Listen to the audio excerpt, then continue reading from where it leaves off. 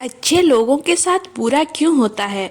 यह प्रश्न गहरे दार्शनिक और आध्यात्मिक दृष्टिकोण से जुड़ा हुआ है।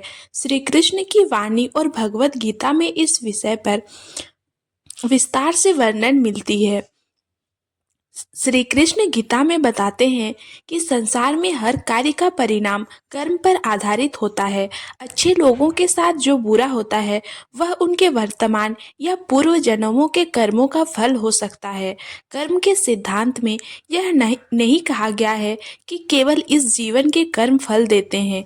यह एक चक्र है जो कई जन्मों तक चलता रहता है। कभी कभी ईश्वर अच्छे लोगों को कष्ट इसीलिए देते हैं ताकि वे और अधिक मजबूत और शुद्ध बन सके। कठिनाइयां आत्मा को निखारने का एक माध्यम है।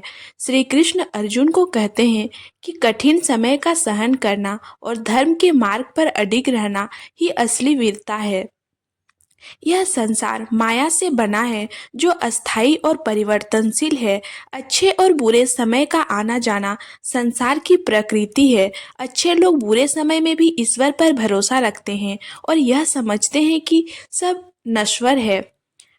श्री कृष्ण कहते हैं कि मोह और आसक्ति का दुख का कारण है। अच्छे लोग अगर बुरे समय में भी मोह और आसक्ति से मुक्त हो जाएं तो वे कष्टों को सहन कर सकते हैं।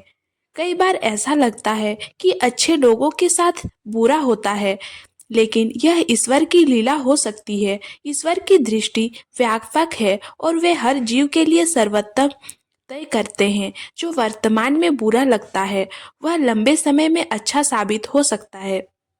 श्री कृष्ण के अनुसार आत्मा का लक्ष्य भौतिक कष्टों से ऊपर उठकर आध्यात्मिक स्तर पर पहुंचना है। अच्छे लोगों के साथ बुरा इसीलिए होता है क्योंकि वे इस संसार में अपने परम उद्देश्य को पहचान सकें। महाभारत के समय भी अच्छे लोगों को कष्ट सहना पड़ा। पांडवों ने धर्म का पालन किया, फिर भी वनवास और दुख झेला, लेकिन यह उनकी परीक्षा थी और अंततः धर्म की विजय हुई। श्री कृष्ण की वाणी हमें सिखाती है कि जीवन में कठिन समय को सहन करते हुए धर्म, सत्य और ईश्वर पर विश्वास बनाए रखना चाहिए। अच्छे लोगों के साथ जो बुरा होता है वह एक गहरी योजना का हिस्सा है जो आत्मा के विकास और मुक्ति के लिए आवश्यक है। श्री कृष्ण के उपदेश हमें यह सिखाते हैं कि सुख दुख से परे जाकर जीवन को समझने का प्रयास करें और ईश्वर पर भरोसा रखें। कर्म, अकर्म और विकर्म को समझना महत्वपूर्ण है क्योंकि कर्म का ज्ञान मनुष्य को मोक्ष तक ले जा सकता है। हे अर्जुन, सुख दुख अस्थाई हैं, वे ऋतु के समान आते जाते हैं। सहन करो और अपने धर्म का पालन करो। जो असत्य है उसका अस्तित्व नहीं है और जो सत्य है उसका नाश नहीं हो सकता। कर्म करो लेकिन फल की चिंता मत करो।